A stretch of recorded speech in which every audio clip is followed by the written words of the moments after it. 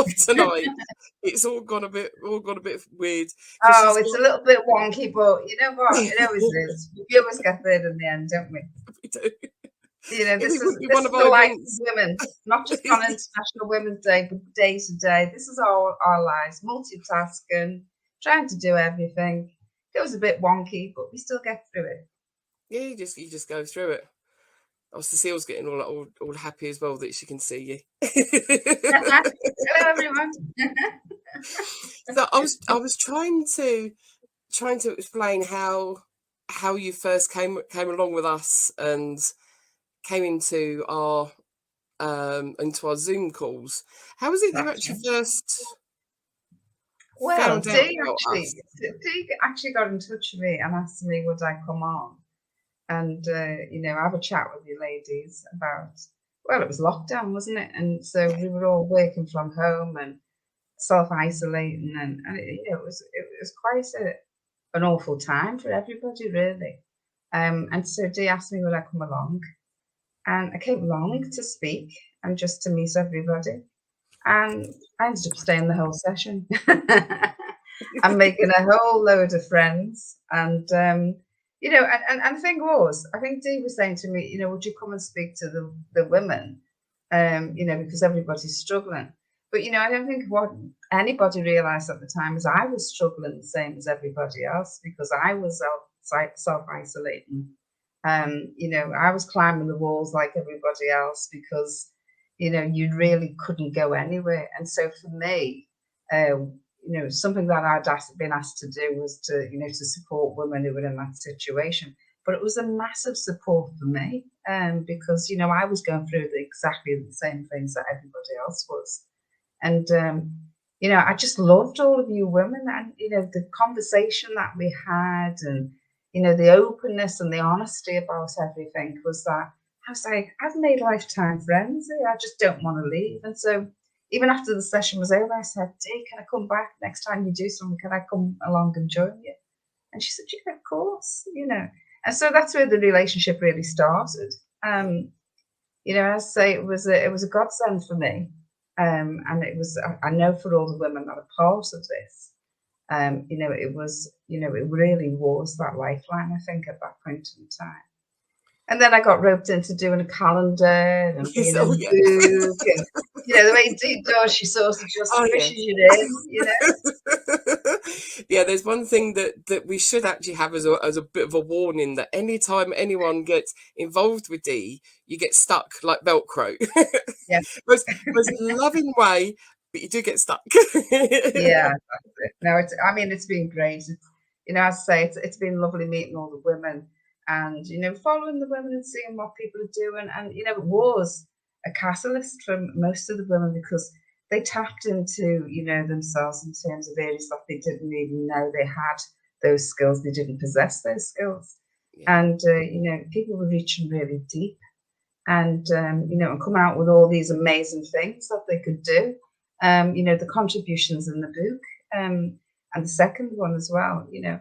Who'd have thought that we had so many poets and, you know, so many wordsmiths and just women who were able to really, you know, share what they've gone through and also be able to relate to so many other women in the country and you know, internationally as well. Yes, yeah.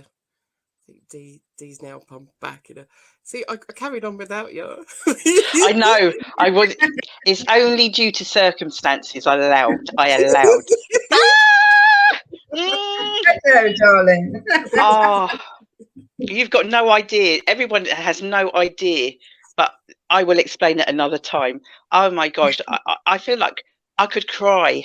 Don't set me off. No, seriously. I can't start talking to this young lady without giving a real background and the background of how I met. And I have to thank, oh my gosh, I've forgotten her name. Diane. Sorry, it was Diane Riney. Yeah.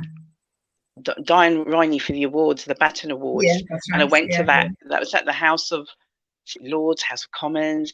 And went along and you received a what? Never, to be honest, I've never even heard of you. And I'm like, oh, she seems all right. And then you started talking. I thought, oh, okay. And at the end of the evening, I'm walking back to the station. You were actually walking back to the hotel. We ended up walking back together. And I said, I'm going to keep in touch with you. And I'm sure you thought, lots of people say that. Lots of people say that. And I thought, little does she know, that's it, game over. She ain't going to get rid of me. She ain't going to get rid of me. And sure enough, we kind of kept in contact a little bit. And then it was really lockdown that just kind of blew things out the water, wasn't it? Yeah, it really was. Yeah. It was. There's no chance of that. There's no chance of that. And then so much has happened. And then last year, I was on a trip to Liverpool. It was the last minute that I went with a community group in Luton. And I'm like going, oh my God, I can't believe I'm going to Liverpool and I'm not told Anna. She will kill me. And I'm like, I've not told her. And literally I'm going, well, she can't say I did tell her. This is like 30 minutes before I'm getting to Liverpool, guys. 30 minutes, not days, 30 minutes. I'm like, Anna, I'm coming to Liverpool. And well, I thought, at least I messaged her. She can't say I didn't. And the message I got back was, let me know when you get there. And this was at the museum, wasn't it? Yeah, the History Museum. And I'm thinking, is she kidding me? She's going, let me know when you get there. And literally we got there 20 minutes later. Anna showed up and I'm thinking, this is all just surreal. And I know you had a busy day, had a very busy day, and you still made time. So I forever, in terms of gratitude, I can't express it enough, darling, seriously, for all that you've done for us. I did extend an invite. I did say to the women, come to Liverpool. When I was Lord Mayor, I was like, come to Liverpool, I'll take you into the town hall, give you afternoon tea, look after you. But, obviously that didn't happen the way we planned it. But, the thing was, I was so proud of you all. I really was. I mean, the work I was just saying before you come on, Dee, No, I was listening. Yeah. I was just not on. Yeah. Shelley was having her moment with you. I allowed that. Yeah. I let her. Well, everybody's scrambling. You don't understand. And so, it was wonderful to, and as I say, you're always welcome in our city. Any of the women who come up, Oh, don't you worry. We are talking about. If I can get there and meet up with you. Oh. 5 minutes, half an hour, whatever it is. But I couldn't let you come to the city and not give you a nice big Scouse welcome, could I? Oh my gosh, bless you. So many messages, and I know Shelley's putting some of those up. Oh my gosh, those people, because you're not going to be there on Saturday, unfortunately. And what we're hoping to do is we're going to kind of gather a few clips from our conversation today and compile that to actually play on Saturday. Yeah, okay. Play on Saturday. So for the masses out there, because there's masses, we're near on 1 million viewers. You know that, Anna. Push us to the 1 million. So for those that are listening, can you just share just a bit of your background? Because obviously Shelley explained, in terms of being the first Black Lord Mayor of Liverpool, and what a humongous honour. But I mean, you didn't just land there. Gosh, no. So we got time, girl. You know that we got time. I need you to just lay a bit of a foundation because we've got new people out there that don't know who you are. Right. Okay. Well, I mean, the biggest motivation for me was, my background. I come from Liverpool Ace, which is the biggest Black community in Liverpool. And, it was a struggling community. We went through many years of managed decline, as a city on the whole, but particularly within the Black community, the lack of opportunities in terms of education, employment, etc. And I really had to fight tooth and nail for my education. I didn't have the best of starts. I did suffer from epilepsy when I was a child. And so I really had to fight for an education. And I did that tooth and nail, because for me, that was always the route out of poverty. That was the opportunity to make something of my life. And so, you know, I then went into community politics in a big way. I was interviewed on ITN when I was 15 years old after Michael Heseltine had come to the city. And, you know, he'd come and promised us cherry trees and God knows what else. And I you know, I was a bit cheeky then, you know, young girl. And I was like, well, you know, we don't really want cherry trees. We'd rather have jobs, you know. And so I had a really good encounter many years after that. I met a man called Ruther Bravett, who used to be one of Bill Clinton's advisors. He'd come to London, he'd come to the UK, but he was going to London, but he'd heard about Liverpool's oldest black community in the whole of Europe and wanted to come by and see the community. So he came along and I offered to show him around. I was introduced to him. I said, okay, I'll host you, I'll show you around the city. And I went into the city centre and he's like, where's all the black people? And I was like, well, we're here. We're just not here. We're not in the city centre, but we are in Liverpool 8. And he was astounded. He couldn't quite work out how it could be the oldest black community in the whole of Europe, and yet there was a lack of visibility in the city centre and in the shops and so on and so forth. And so the next question was, he said to me, well, you know, what do your politicians, what have they got to say about it? And I went, well, we haven't got any black politicians. And at that time, we didn't have any black politicians. So we hatched an elaborate plan, and we were going to train up women from the community to teach them about public life and about politics and about representation. And so we started this course. We had 12 women on the course, and we started doing everything we could in terms of bringing women up to speed with not just the local issues, but also national issues, etc. And then when it came time to start putting people forward, one by one, the women fell off, because we were living through an era where, you know, young black men were being demonised with the stop and search laws, etc., and so on and so forth. And we'd had a black woman who was the deputy mayor, Patrona Lashley, who should have really been the first black Lord Mayor.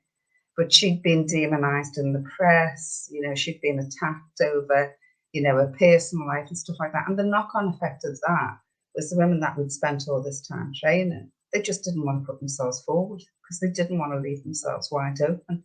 And so one by one, they dropped away.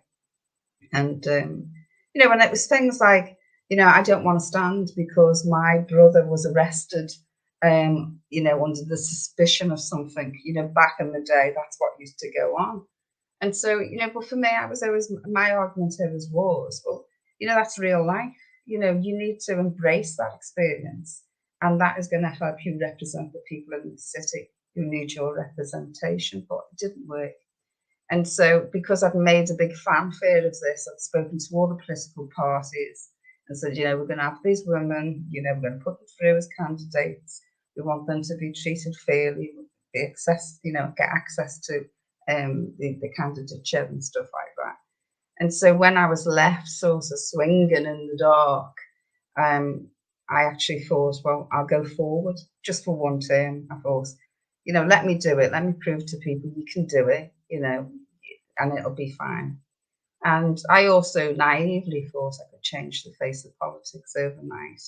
And 17 years later, I'm still in politics. So, you know, how wrong was I?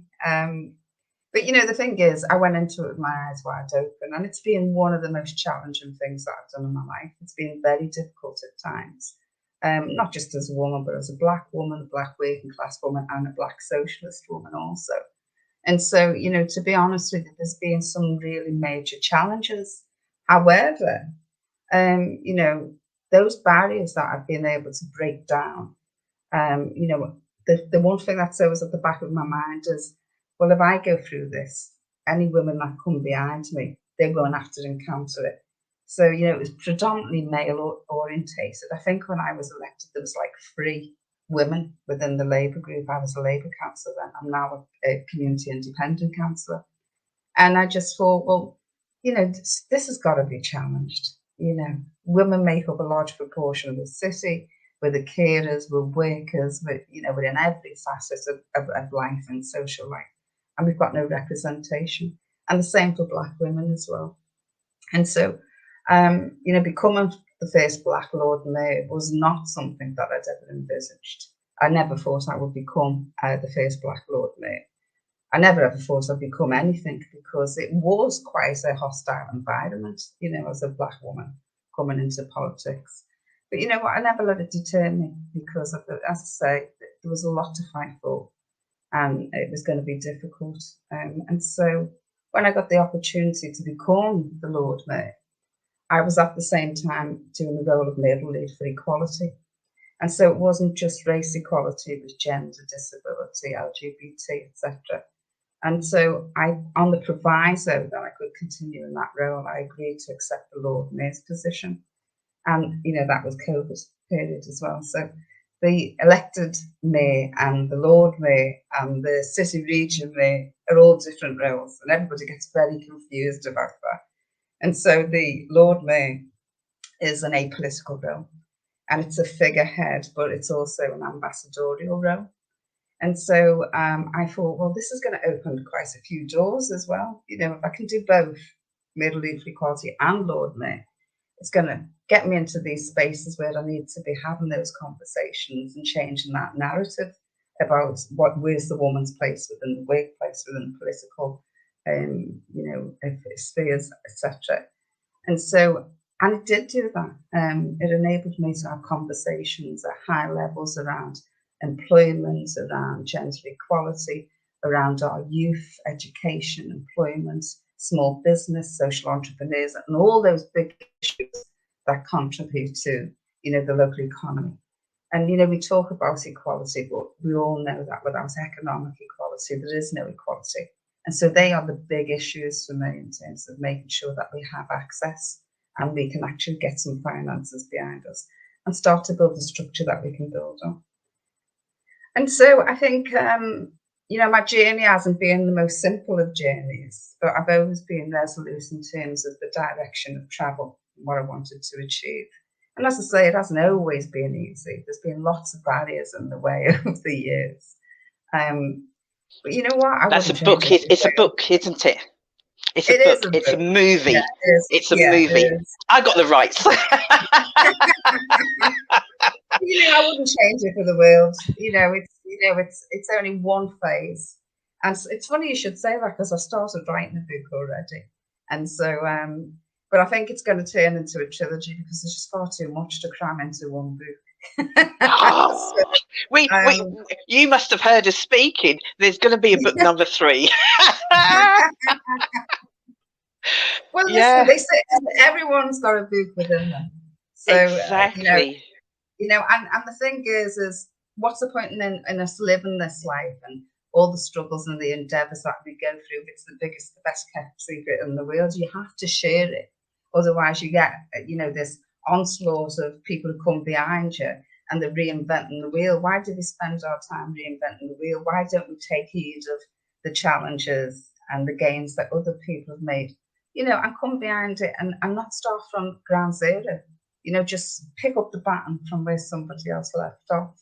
You know, that for me is how you bring about positive change. So, I feel like I'm going to burst into tears. I don't know whether or not nobody walks anybody else's shoes. Nobody. As much as they can empathise and they think they understand and they might be going through the same thing, but we're all so different. And I really can't put into words. So many messages. Thank you, all those people that send in so many messages about Anna. Gary sends his love. Did you get that message? That's very important. I didn't get that message. No. Oh, Gary's probably Gary's probably written a poem. Gary is in the second book. Gary, you've met him online, and it's a massive spot. And Gary was actually in Liverpool a couple of weeks ago, and he took a picture at the same museum yes, and everything. And I said, you should have told. Yes, I said you should have told Anna. He's going, no. I said you should have told her. She might have popped over. But well, you know, even that, you know, who'd have thought that? You know, when I said I was in politics, who'd have thought we'd have had a Black Wall of Fame in the International Slavery Museum in Liverpool. You know, you know, there was no visibility. Now we've got entire walls plastered with Black people who've made differences, that have made contributions to society, which is, you know, an amazing thing, really. And so many, I mean, and even in a short period of time that I've known you, you didn't even do one term as Lord Mayor, did you? No, I did 2. I did Hello, 2 guys. Because, Yeah, and it was actually, you know, I just think I did 2 because it was COVID, and you know, but you know, it was another phase because I'm the only councillor who's ever done 2 consecutive terms as Lord Mayor. However, I always say I needed to do 2 terms because the agenda around equality is massive, and I couldn't have crammed it all into one. So I think, you know, God was sitting on my shoulder there and saying, "We'll just give it a little bit longer. You know, let her have a little bit get a few longer." more. Yeah. Yeah, because, you know, this is a big ask of one little person to ask her to try and cram this all into 12 months. So let's give it 2 years.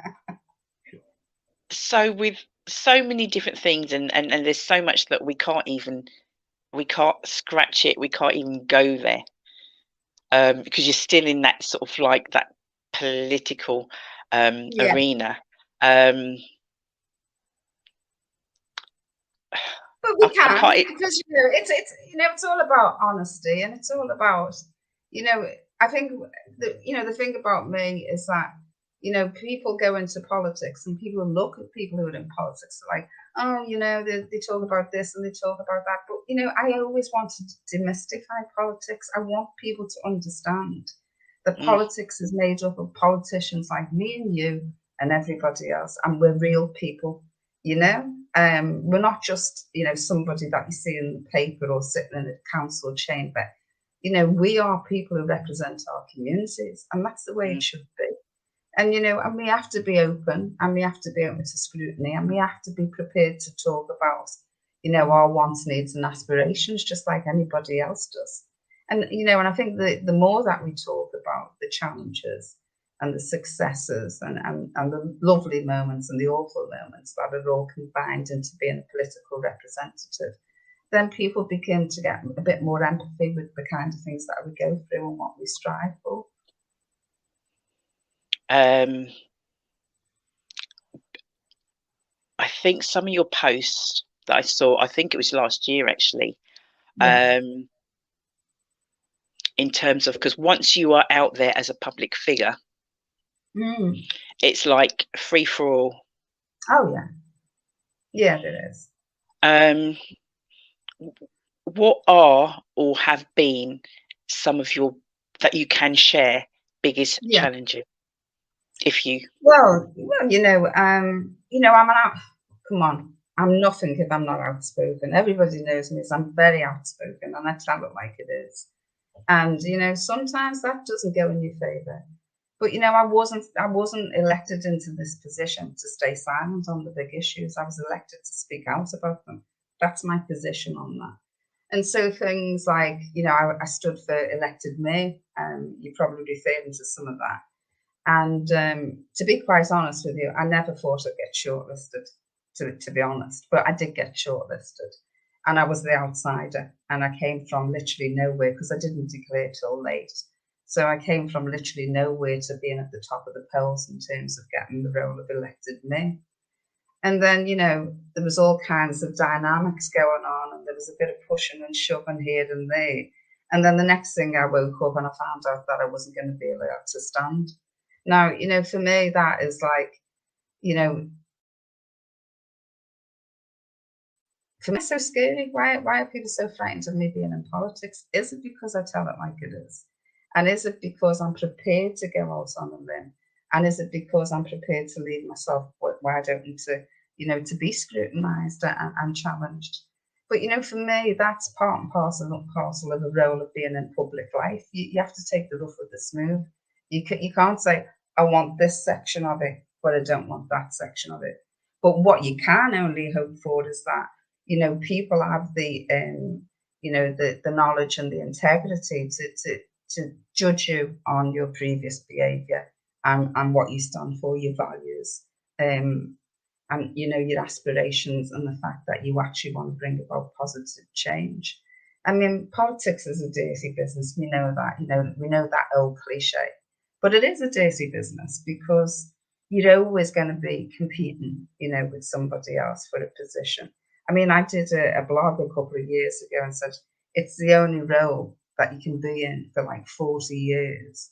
Wake up in the morning, be made redundant, have no redundancy pay, no pension, and render yourself unemployable because you've made so many, calls in terms of employment rights and so on and so forth. So it is a bit of a thankless task. But it's one of those jobs, somebody's got to do it. And it's not everybody's cup of tea. And so I can open my mouth and talk about the big issues. So when things get a little bit cagey or a little bit difficult, I'm not going to run for the hills and go, oh, don't talk to me like that, or don't say this about me. You have to take the rough with the smooth. So how did you kind of you said you just woke up and that was what out on in the media that you were no longer, I mean, were you told prior to it being out there? No.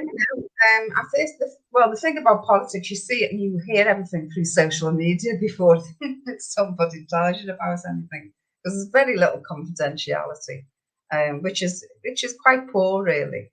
And I just was told that they were opening. The ballot papers had already gone out to people, and then I was notified along with the other two candidates that they were going to rerun the process, and so I had to go back to interview again, and there was no difference in the interview than the first one. I'd gone through the shortlist and the interview and been chosen as a candidate, and then the next thing I got an email saying we're opening up the process and the previous applicants need not apply. And that was it. And so there was me and two other women who'd applied, and none of us could reapply. And that was kind of left hanging there. And for me, it was it was quite shocking, really, because, they couldn't give me any genuine reason as to why I couldn't reapply. It was just like, they just woke up this morning and gone, well, we don't want it. And we can't just say we don't want here. We're going to have to say we don't want any of this, and that's how it felt to me. And then I suppose people have probably watched the Labour files and stuff like that, the stuff that went out, which was a very in-depth, detailed insight into what actually happened at that time. And it kind of shattered my illusions, really, because when I'd been doing the work with the women, I was looking around at political parties and I was thinking, well, it's the Labour Party that sits closest with my values as a woman. But it didn't meet all of my wants and needs, but it was probably the closest aligned in terms of being working class, being a socialist, coming from a working class background, with very little hope and opportunity, etc. And so it sort of shattered the illusion that I had about the party. Based on the behaviour, which was wrong, really, because that was the behaviour of a few people rather than the entire party. And so then I left the Labour Party shortly after that and went independent in Liverpool. And then about 5 other Labour councillors came across and joined me, and I set up the Liverpool Community Independence Party. And we've just recently been given political status for that party. So we're a bona fide, recognised political party going into the May elections. And so, but I've been suspended. So I've been suspended from my own party. So I can't really speak too much about that because that's an ongoing issue. But it just adds fire to the belly. My mother used to say to me, listen, Anna, there's 2 things she used to say. She used to say, be good because you get the face you deserve. And the other thing she used to say is when life gets really bad, you're creating value. And so when I come up against obstacles, I think I'm creating value. Yeah. So to deal with them. Oh, yeah. I absolutely. Can you say that again? Can you say that again? Because I know what your mum said. The second thing she said, you know, when life becomes difficult, that you're creating value. So when you come up against obstacles, it's because you know that you're creating value. And sometimes it's not a straight path to making life better. You know, in fact, it's a very staggered, bumpy kind of path to get to the goal. But, you know, you have to sort of take comfort in knowing that, you know, that's a fight worth fighting for, because that's not just about me as an individual.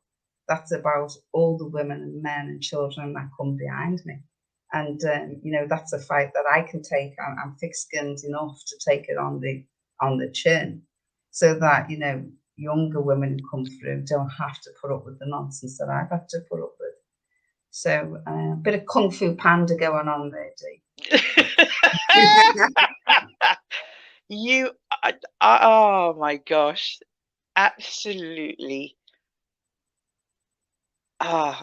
Gold. You're not in gold. You're a good more. It's just kind of listening, because obviously I'm kind of having a conversation with you, but I'm like kind of an audience person. I'm like going, wow.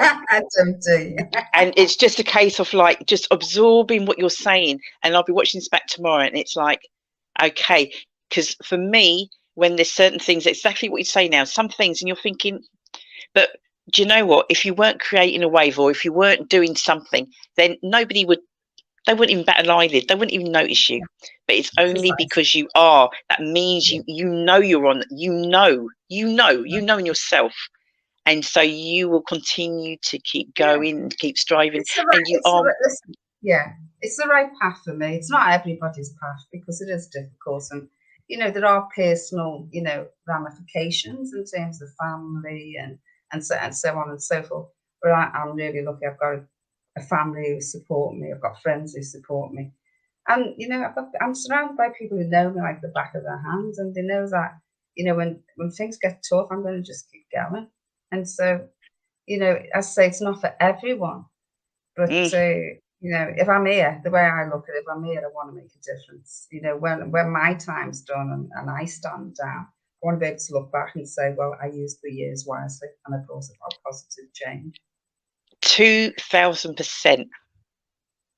That's just it. Whilst we are here, for whatever period of time that is, I don't want to be, I just existed. I don't want to be, I just existed. It's a case of like, we're all here for a reason and a purpose. Sometimes I get it. Sometimes people aren't kind of sure what that might be.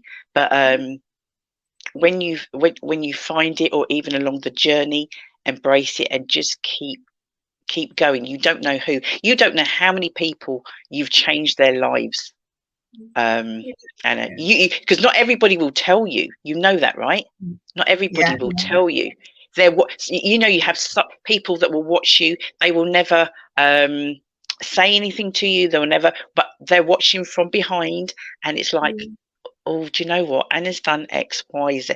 Maybe I can try something new. Maybe I've fallen down, and maybe I get up and keep going. Why would Anna still be in politics? All what she's been through. Why would she put herself through that?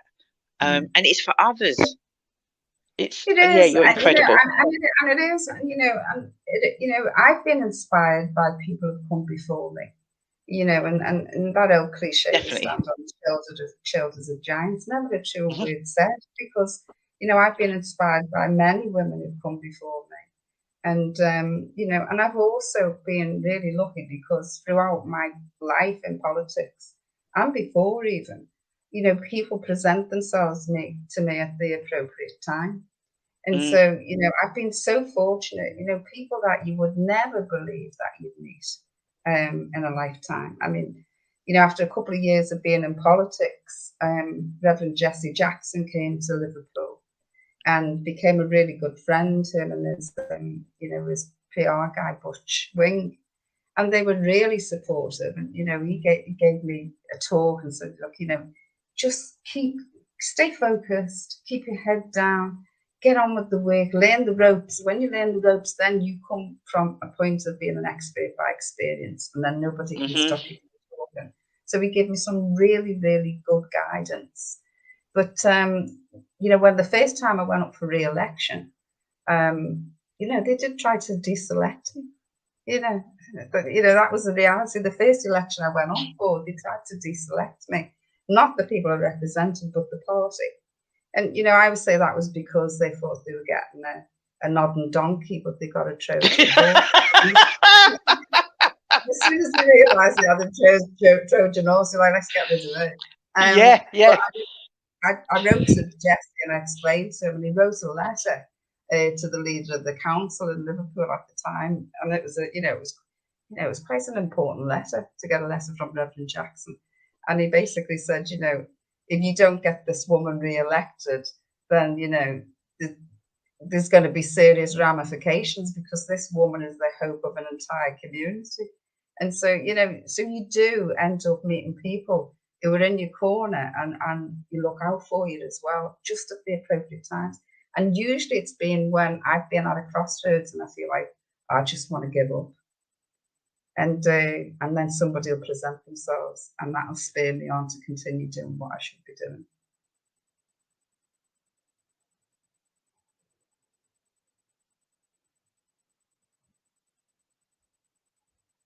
I don't know whether I've lost you, Dee, or whether you've lost me. I don't know where Dee suddenly went. She's disappeared. I might have talked her into submission. I should back again. It's like, Dee's suddenly gone quiet. Anyway, that's enough of me. You know, it's also about you as wonderful women. And as I say, as I was just saying then about, you know, people present themselves at certain points in your life when you're at a crossroads or you're feeling a bit down, you just need a bit motivated. And I've got to say this, and from the bottom of my heart, when you invited me to come and meet the women, you know, you're never going to realise just how much you did for me, never mind what I did for the women. But just that, you know, that safe space to be able to talk and listen and just to be able to relate to what we were all going through at the time really was saving grace for me. It really was. So thank you very much. I think going through that time with everyone all together, and we were all completely different with who we are, though our backgrounds were. It just worked. Yeah. And there's no real way to actually explain kind of because we always say the village, and the village is that it's we tried to work out how to say this nicely earlier, but it's the younger ones and the elders, and it's everyone in between that helping each other through, because it's all lived experiences, but you're not necessarily in the same boat. Everyone kept saying, we're all in the same boat. No, we weren't. We're in the same storm. We're in our own boats in the same storm, going through similar experiences, but not actually experiencing it. I mean, some people were loving being in lockdown, that they didn't have to go out to work. They could just stay indoors. You didn't have to do anything. And other people were finding it the opposite way around. So it was swings, roundabouts, ups, downs, the whole works. But to have everyone there and to be open and to share anything and everything that was then going on, it was such an unusual time. I'm not going to say the unprecedented word because I hate that word. But it was unusual. It was different. We've got through it. Hopefully got through completely opposite, like through. We don't have to go back there again. No, gosh, no. No, we did. And we got through it together. And, you know, that's the most important thing. And, you know, I suppose, you know, it's appropriate that we're talking about International Women's Day and celebrating the women and the different contributions that we all make, because, you know, we all play a pivotal role in the scheme of things. We've all got our role to play in that. And I think Life in a Lockdown and the group and the book and the calendar and the second book and the, you know, I think that proves that, you know, those experiences and just being able to, you know, come together as a collective group and just be able to share, you know, not just our hopes, but also our fears, you know, because a lot of us, it was uncharted waters for all of us. And, you know, I think a lot of us, the truth be known, we all struggled with our mental well-being at some point or another during that time. And so, you know, just to be able to come together and do that, you know, it really is a foundation for how we should act and support each other as women, not just on International Women's Day or month, but throughout the year. You're making me cry. I'm going to make you laugh in a minute. Yeah, please do. No words. I wish you was here. I'd give you a big hug. No, that would make it even worse. I'd be bawling if I was with you now. I'd be proper bawling, not even bawling, bawling. I'd be bawling. To the masses, because we're probably past 1 million now, right, Shell? I said to Anna, let's tip us over 1 million viewers. Yeah. I said I'm going to do a real talk because I wanted to bring my real talk live, a private, you know, up close and personal, an intimate evening with whoever might. You're my first guest. Let me tell you that now. You are going to be my first guest. So watch this space. Anna is going to be coming to Luton, guys, and yeah, and you'll get the opportunity to meet. That was the lead-in that we were going to go up there. No, we're going up there. We're going up there. But we're going to bring her down here. We're going to bring her down here at some stage. But we're doing the Simply D's crew are going to be coming up to Liverpool for a weekend. Yeah. We're definitely going to do that. Can't thank you enough for taking the time out and spending and sharing with us again this evening.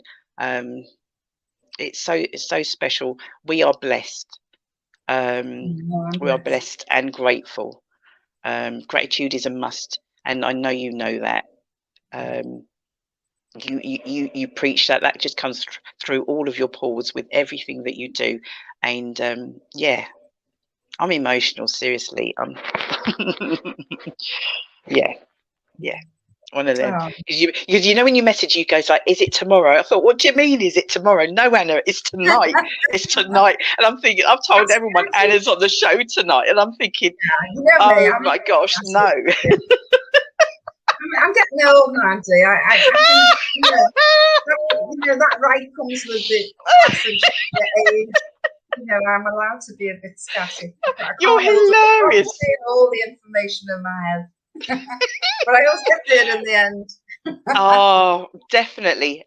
We're booking you for next year, or we're doing one in Liverpool. Put it that way. Okay. One or the other. And we're going to be together. Yeah. Definitely. Is there anything else? When I say is there anything else, what can you, because all of us, as Shelley just said, we've talked about COVID has gone. Some people are still kind of got, when I say hangovers from that, still issues, whether that be physical, whether that be mental, whether that be from that. But as in terms of, when we say support can come in so many different ways. And I'm sure you know that from everything that you do. But what message can you give the women today? The big message I'd like to send out is, you know, we have, you know, during COVID, it did give us a time to reset and to tap into our emotional intelligence. Mm-hmm. And, you know, and I don't think we'll ever really recover from that, and nor should we, because we have to have that sort of emotional side and be kind to ourselves and be kind to others. I'm beginning to sound like I'm like one of those Miss World, and I'm saying I want to change. I'm not. but no, I mean, the reality is, I think it's transformed all of us. beyond, you know, our wildest dreams, because we have been completely open and honest about, you know, our fears, our hopes, our aspirations, and our fears for our loved ones and things like that. And so, you know, I think we should retain that. Don't let that go, because that puts us in a better place. It gives us the ability to empathise with our sisters, you know, to be aware of the challenges that other sisters are facing.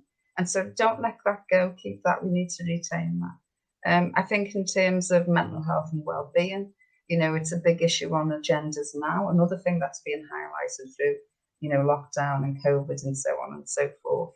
But, you know, we are emotional beings, and it's, you know, the reality is we're all working women, whether we're working in the home or we're working in, you know, an office, we're all working women. And we do, you know, overcommit ourselves on many things. Yeah. You know, and so we have to be more accepting of ourselves and say, you know what, it's okay to stand back occasionally and go, you know what, I need to rest. I need to take care of me, because I can't be this superhero if I can't even recharge my own batteries. Yeah. And so, you know, I think that's something that we have to take forward as women with us, and, you know, and just don't lose sight of, we're all vulnerable, and we've learned that in recent years, just how vulnerable we can be. And so, you know, don't be frightened to lean on a sister when times get hard. Do you know what I mean? Because, you know, we need to, we can't do everything on our own all the time. We just can't do it. Oh, wow. Whoa. Don't you dare cry, Dee. No, who's crying, please? Oh my go God. on then, cry, you can. Oh, I love you. I love you. I love you. Thank you. Thank you. Thank you. Thank you for having me. Yeah. Yeah. Pleasure. Yeah. We will. Yeah. I'll speak to you tomorrow. I will speak to you tomorrow. Well, I'm going to go.